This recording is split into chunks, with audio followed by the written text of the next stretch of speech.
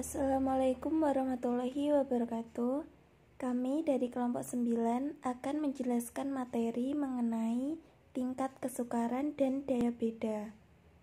Anggota kelompok kami adalah yang pertama, Windy Indah Lestari, NIM 12210193037. Yang kedua, Wan Nur Azizah, NIM 12210193086. Yang ketiga, Aryadi Yuri Setiawan, NIM 12210193087. Yang keempat, Melia Triwidianingsih, NIM 12210173004. Berikut penjelasan dari kelompok kami. Di sini saya akan menjelaskan mengenai tingkat kesukaran.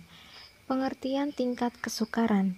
Tingkat kesukaran adalah angka yang menunjukkan besarnya proporsi peserta tes yang menjawab betul pada suatu butir. Tingkat kesulitan item atau disebut juga indeks kesulitan item menurut Soekardi adalah angka yang menunjukkan proporsi siswa yang menjawab betul dalam soal dilakukan menggunakan tes objektif. Menurut Daryanto, soal yang baik adalah soal yang satu, tidak terlalu mudah dan tidak terlalu sukar. Soal yang terlalu mudah tidak merangsang memecahkannya.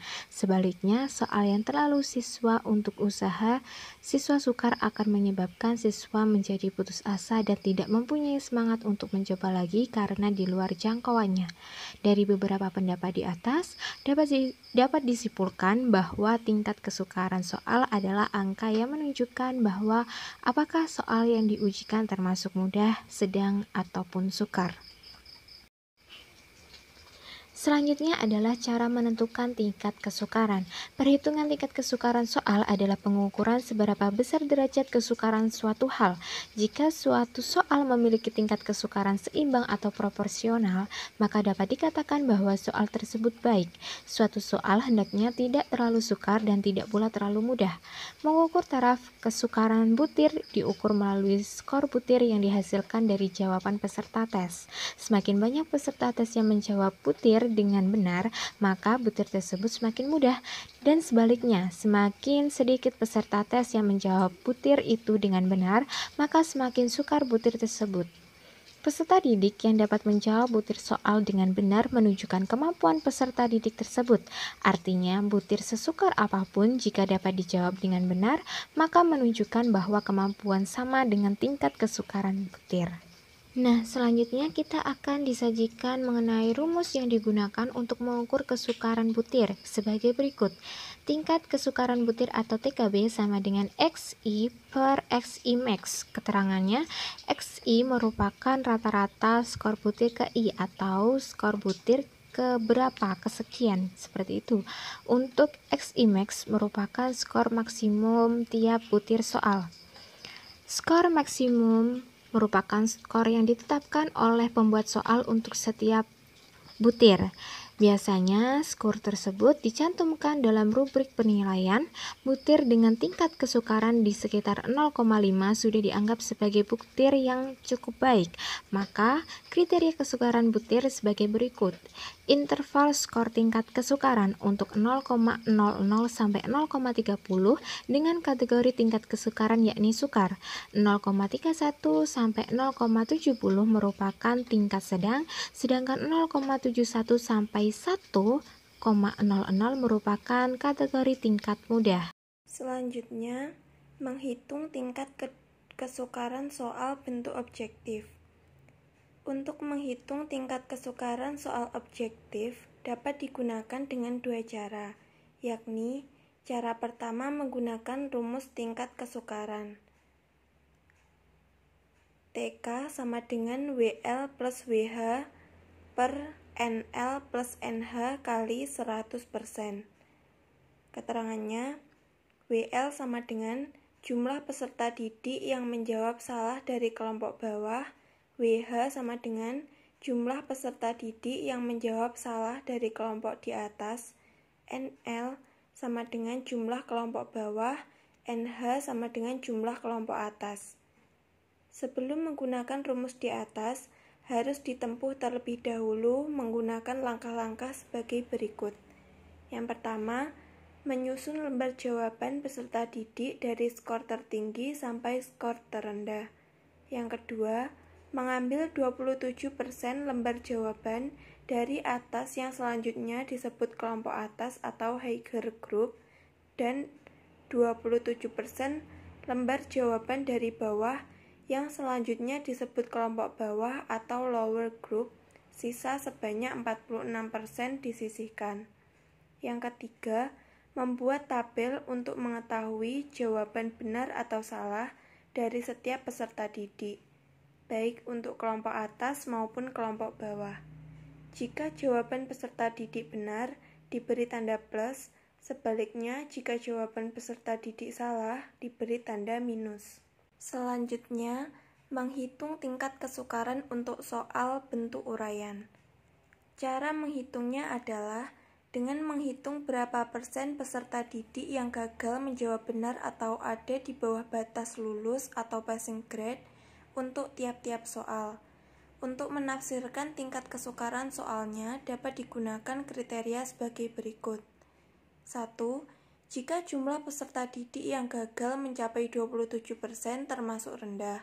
Jika jumlah peserta didik yang gagal antara 28% sampai 72% termasuk sedang, dan jika jumlah peserta didik yang gagal antara 72% ke atas termasuk sukar. Selanjutnya adalah pengertian daya beda. Daya beda butir soal adalah indeks yang menggambarkan tingkat kemampuan suatu butir soal untuk membedakan kelompok yang pandai dari kelompok yang kurang pandai. Daryanto menjelaskan bahwa daya pembeda soal adalah kemampuan sesuatu soal untuk membedakan antara siswa pandai dengan siswa yang bodoh. Adapun menurut Sujino, mengetahui daya pembeda item itu penting sekali, sebab salah satu dasar yang dipegangi untuk menyusun butir-butir item tes hasil belajar adalah adanya anggapan bahwa kemampuan antara teste yang satu dengan teste yang lain itu berbeda, dan bahwa butir-butir item tes hasil belajar itu haruslah butir mampu mencerminkan adanya perbedaan-perbedaan hasil tes yang kemampuan yang terdapat di kalangan teste tersebut. Dari beberapa pendapat di atas dapat disimpulkan bahwa daya pembeda soal adalah kemampuan suatu soal untuk membedakan siswa yang memiliki kemampuan tinggi dengan siswa yang memiliki kemampuan rendah. Selanjutnya, saya akan menjelaskan mengenai manfaat dari daya pembeda soal. Manfaat dari daya pembeda soal itu ada dua. Yang pertama, untuk meningkatkan mutu setiap butir soal melalui data empiriknya. Karena berdasarkan daya pembeda, setiap butir soal itu dapat diketahui apakah butir soal itu baik, apakah soal itu dapat direvisi atau bahkan malah ditolak. Yang kedua, yaitu untuk mengetahui seberapa jauh setiap butir soal dapat mendeteksi atau membedakan kemampuan siswa. Ini berkaitan dengan pemahaman siswa. Apabila suatu butir soal tidak dapat membedakan kemampuan siswa, maka butir soal itu kemungkinan dapat dicurigai. Dicurigai itu adalah sebagai berikut. Yang pertama yaitu kunci soal butir itu tidak akurat. Kemudian yang kedua, butir soal itu memiliki 2 atau lebih kunci jawaban yang benar. Kemudian yang ketiga, kompetensi yang diukur itu tidak jelas. Kemudian yang keempat, pengecoh itu tidak berfungsi. Yang kelima, materi yang ditanyakan terlalu sulit sehingga banyak siswa yang salah menebak atau salah menjawab. Kemudian yang terakhir, sebagian besar siswa yang memahami materi yang ditanyakan berpikir ada yang salah informasi dalam butir soalnya. Selanjutnya adalah cara menentukan daya beda. Menurut Zainul, daya beda butir soal ialah indeks yang menunjukkan tingkat kemampuan butir soal membedakan kelompok yang berprestasi tinggi dari kelompok yang berprestasi rendah di antara para peserta tes. Angka yang menunjukkan besarnya daya pembeda disebut indeks diskriminasi, yang kisarannya itu antara 0,00 sampai 1,00. Pada indeks ini kemungkinan adanya tanda negatif manakala suatu tes terbalik menunjukkan kualitas tes, yaitu anak pandai disebut tidak pandai dan sebaliknya. Dengan demikian terdapat 3 titik daya pembeda, yaitu min 1,00 itu disebut daya pembeda negatif, kemudian 0,00 disebut daya pembeda rendah, dan 1,00 daya pembeda tinggi atau positif. Bertitik tolak dari titik di atas, terdapat patokan yang dapat digunakan untuk mengetahui sebesar manakah sebuah item butir soal dapat dinyatakan memiliki pembeda yang baik. Nah, di situ terdapat tabel, yaitu ada besarnya angka indeks diskriminasi item, ada klasifikasi dan interpretasi, di mana angka kurang dari 0,20 itu klasifikasinya poor, interpretasinya butir item yang bersangkutan daya pembedanya lemah sekali, dianggap tidak memiliki daya pembeda yang baik. Kemudian angka 0,20 sampai 0,40 itu klasifikasinya satisfactory, interpretasinya bisa butir item yang bersangkutan telah memiliki daya pembeda yang cukup atau sedang. Kemudian angka 0,40 sampai 0,70 itu klasifikasinya good, interpretasinya butir item yang bersangkutan telah memiliki daya pembeda yang baik. Kemudian angka 0,70 sampai 1,00 itu klasifikasinya excellent, interpretasinya butir item yang bersangkutan telah memiliki daya pembeda yang baik sekali. Kemudian angka yang bertanda negatif, ya itu klasifikasinya negatif, itu interpretasinya butir item yang bersangkutan daya pembedanya itu negatif atau jelek. Cara menentukan daya beda. Tes yang baik adalah tes yang dapat dijawab dengan benar oleh siswa yang pandai saja.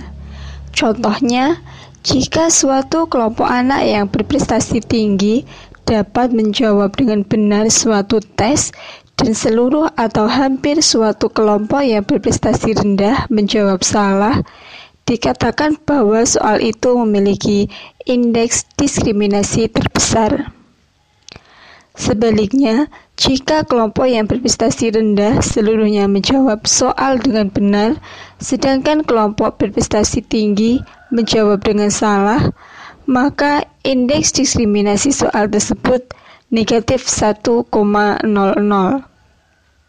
Sedangkan jika antara kedua kelompok sama-sama menjawab dengan benar, berarti indeks diskriminasi soal tersebut 0,00 atau tidak memiliki daya pembeda. Untuk mengetahui besar kecilnya angka indeks diskriminasi item, dapat digunakan dua macam rumus berikut ini. Rumus pertama, D sama dengan PA dikurangi PB, atau D sama dengan PH dikurangi PL. Keterangannya, D adalah discriminatory power atau angka indeks diskriminasi item. PA atau PH adalah proporsi tes kelompok atas yang dapat menjawab dengan betul butir item yang bersangkutan. Dapat diperoleh dengan rumus PA sama dengan PH sama dengan BA dibagi CA. Keterangannya, BA adalah banyaknya tes kelompok atas yang menjawab dengan betul butir item bersangkutan. CA adalah jumlah tes yang termasuk dalam kelompok atas. PB atau PL adalah proporsi tes kelompok bawah yang dapat menjawab dengan betul butir item yang bersangkutan. Kemudian yang terakhir adalah cara menentukan daya beda. Sebagai tindak lanjut atas hasil analisis daya pembeda adalah 1.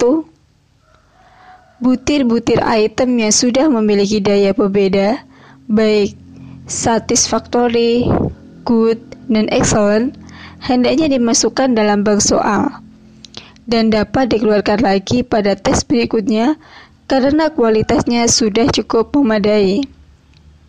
Kedua, butir-butir item yang daya pembedanya masih rendah ataupun ada dua kemungkinan.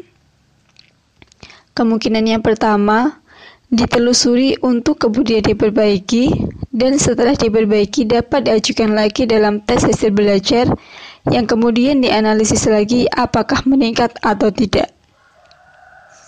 Kemungkinan yang kedua, dibuang atau di-drop dan tidak dikeluarkan lagi untuk tes hasil belajar.